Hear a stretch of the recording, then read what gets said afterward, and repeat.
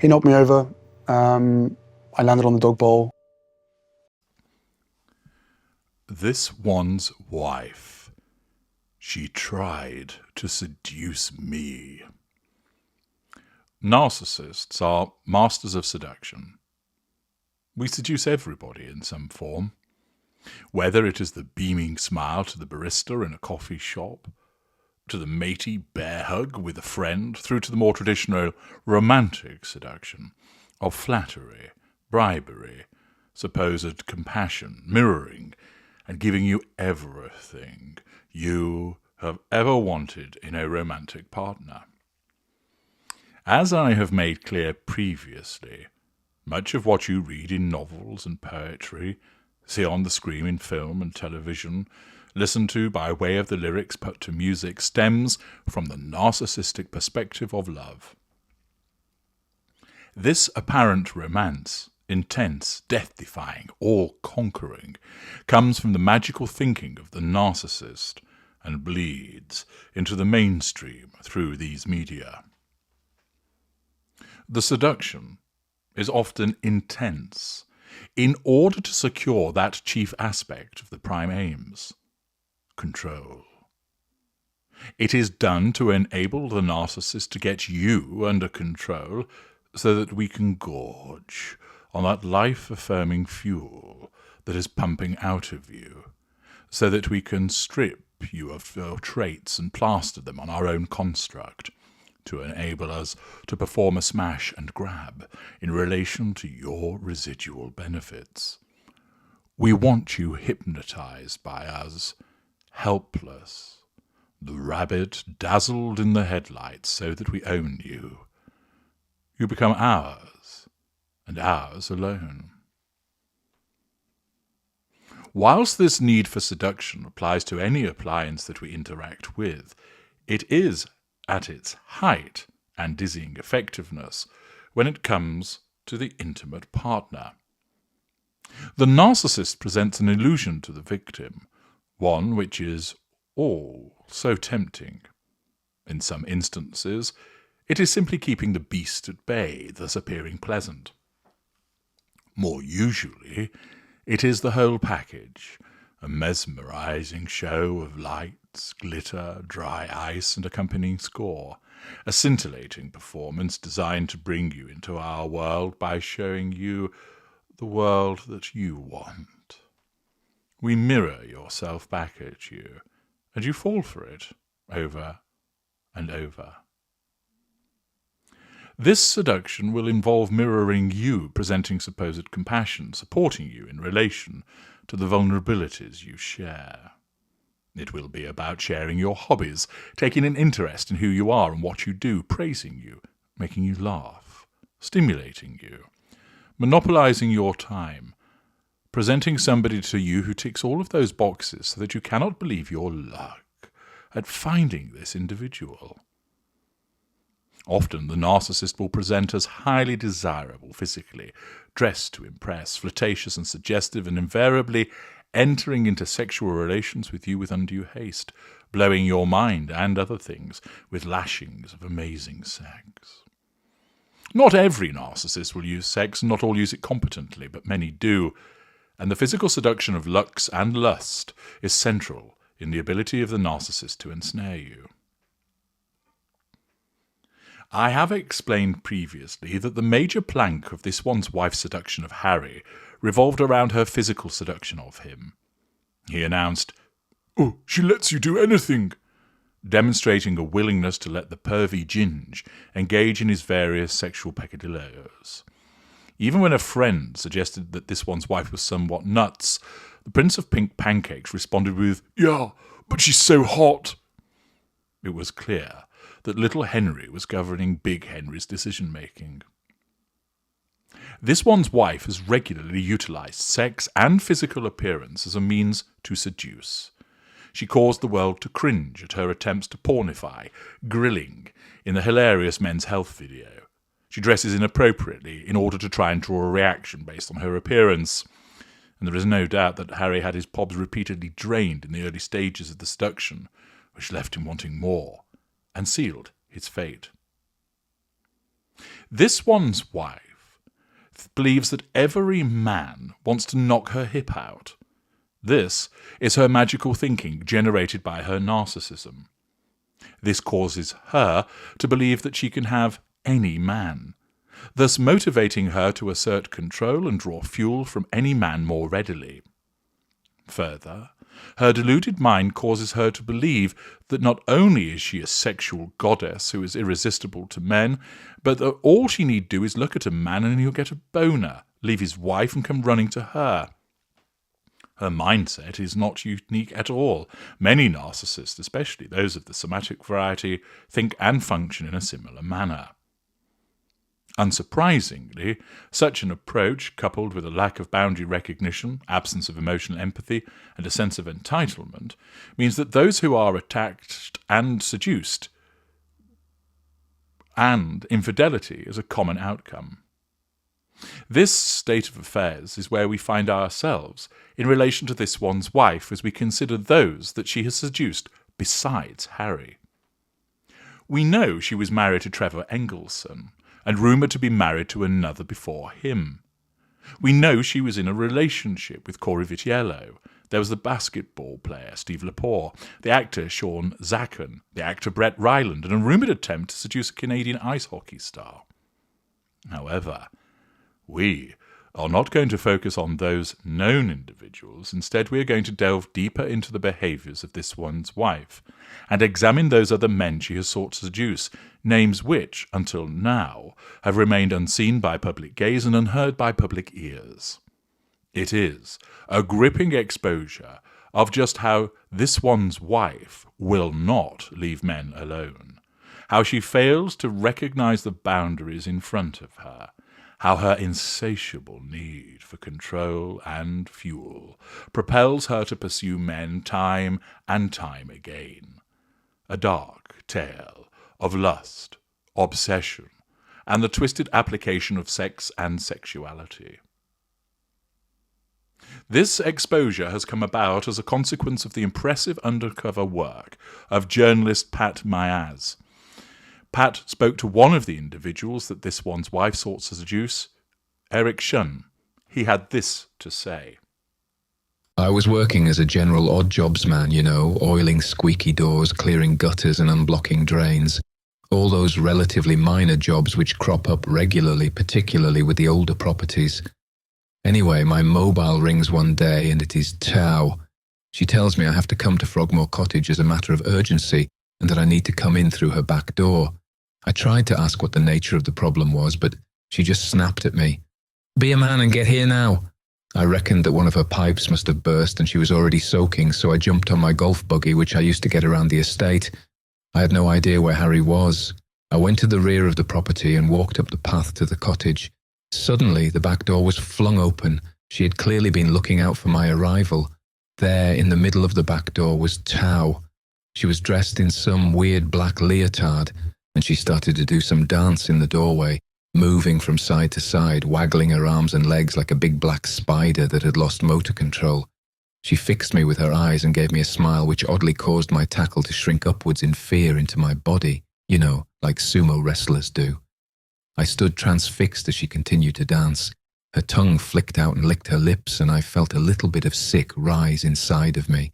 She then beckoned me with one of her massive hands, and at this point I broke free of my paralysis, turned and bolted back down the path. Come back, she yelled after me. You haven't seen me touch my toes yet.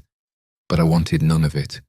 I was immediately placed on sick leave after witnessing this horrific display and have not been able to return to Frogmore Cottage since.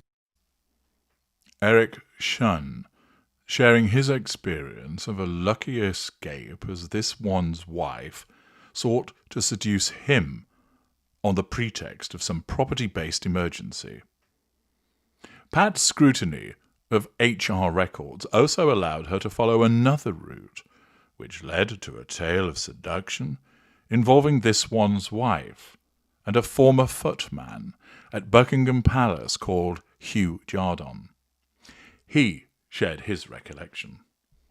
I was a footman at the palace. I had a range of roles, but one part of the job was standing outside the white drawing room for 2 hours every other day, to open the door for any member of the royal family that approached.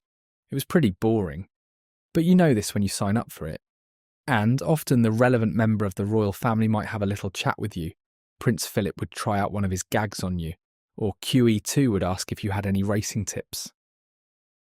Anyway, Prince Harry was hooked up with his wife, and I remember the first time I was on duty at the doors, and she wandered up on her own.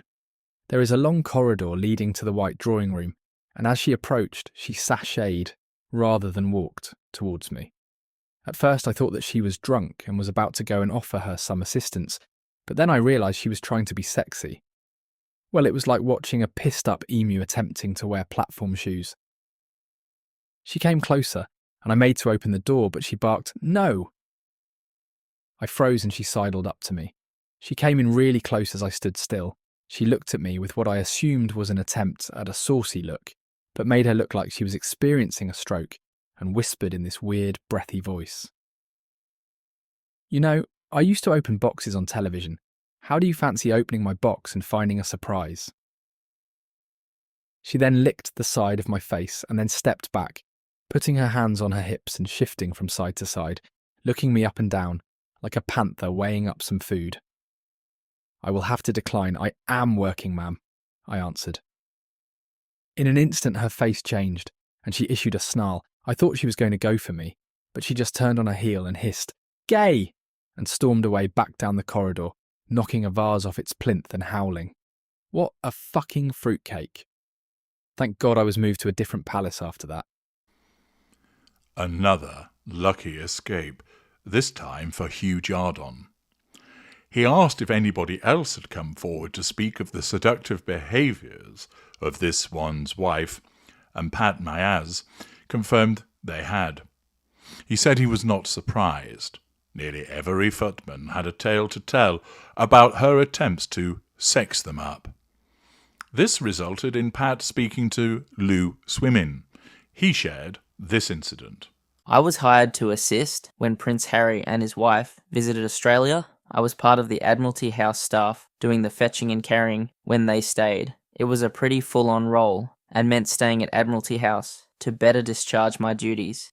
Anyway, it was not long after midnight and I had just climbed into bed after spending the evening baking banana bread with other members of staff because the wife wanted some for some reason or other. When I heard my bedroom door open, I was lying with my back to the door, and before I could turn, I felt somebody get onto the bed and slide under the duvet. "I saw you looking at me earlier.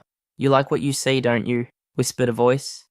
I recognized the combination of vocal fry and Californian upspeak as it being the voice of the wife. What the hell was she doing getting into bed with me? She started running her hands over my back and my shoulders, but it felt like it was someone checking the condition of some meat at the butcher's and made my blood run cold. "Listen, big boy, I need some Aussie meat as I have an itch which needs scratching. I want you to pound my punani pavement, and as you do, you have to say these words, right?" I stayed stock still. "Right?" she demanded and prodded me with a spindly finger. "Okay," I replied nervously. "Good. Now batter dip that corn dog and say, 'Oh, Diana, your skin is so soft.' And 'Oh, Diana, you are the penis princess.'" It was at that point I jumped out of bed terrified by the sheer twisted nature of her demands. I flicked on the bedside lamp, and she was lying on my bed, head propped up on one elbow. Duvet pulled back as she was wearing a black negligee and a princess dye face mask. She pushed the mask up and smiled at me. "Come on, don't be shy. I cannot remember anything else, other than coming to in another room with concerned colleagues around me. I still get flashbacks, you know." Our intrepid investigator also made contact with Jenny Taylor, who was involved in this one's wife's recent visit to New York. She shared her experience of being involved with this one's wife. Prince Harry and his wife came to New York to talk about mental health. They were hosting it at Hudson's Yards, and I was hired as a dresser to assist the wife. I was waiting backstage with her dress, some white disaster which looked like a tube of toothpaste, but the wife was nowhere to be seen when suddenly she came running into the changing area, making me jump. "I have been watching the audience," she said more to herself than me, "and it is mainly white people, so just a touch of bronzer, okay." I was puzzled and explained I was to help her dress. You're not the bronzer girl, she snapped. I shook my head. Useless, she muttered. She then seemingly yanked at a cord on her clothing, and no word of a lie. The outfit she was wearing, some mustard jumpsuit, fell away from her body in one instant. She looked at me with a great big Cheshire cat grin. Easy access, you know, when a girl gets the horn. Then nothing gets in the way of spicy poontang time. She was only wearing panties and no bra. I could not help but notice that there was a tattoo of a man's face. I am not sure who it was. Maybe Prince Andrew on her left boob. I quickly looked away as a matter of courtesy, but she stood there. I could see out of the corner of my eye, admiring herself in the full-length mirror. You can look, come on, don't be shy, she announced. It's okay, I replied. Nonsense. Have a good look, drink me in. I know you want to, after all. It is not every day you get to see a bod like this, is it? This is the result of eating safe space salads and cutting out daily microaggressions. Suddenly, she grabbed my hand and pressed it against her left thigh. Feel that, she urged. And then she made this weird purring sound. I tried to pull my hand away, but I could not. It was horrible. It felt like I was touching a chicken leg after the chicken had been eaten. It was cold and sinewy. Go a little higher, hun, she urged. I could feel her dead eyes boring into me as she tried to shift my hand northwards. I need to get the dress, I said as I wrenched my hand away. Too hot to handle, huh? I feel you, not everybody can handle this, she announced proudly as she adopted a stance like a champion, hands on her hips, and continued to look at herself in the mirror. Shoulders of a goddess and the waist of a supermodel, she continued, as she then began to run her hands over herself and start to moan. Come on, strip off too, and we can do some naked chakras together, she invited. Terrified that she might steal my soul, I blurted out, I need to find the lint remover, and ran from the changing room. I went and hid, too frightened to go back in. She clearly was not concerned about my absence as she appeared later on the stage looking like a tube of toothpaste, but I still cannot get the image of that tattoo out of my mind. Pat Myaz received further information from Wayne Kerr, who was part of this one's wife's security detail when she attended New York for the Women of Vision Awards in May 2023.